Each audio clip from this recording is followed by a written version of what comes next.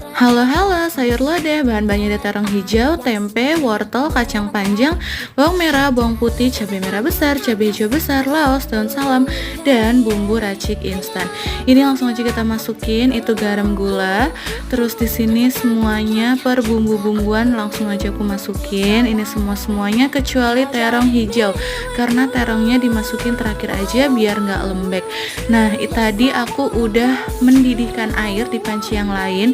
Ini langsung aja disiram sama air mendidih tadi dan dipanasin di atas kompor. Ini setelah beberapa saat kita bisa masukin terong hijaunya.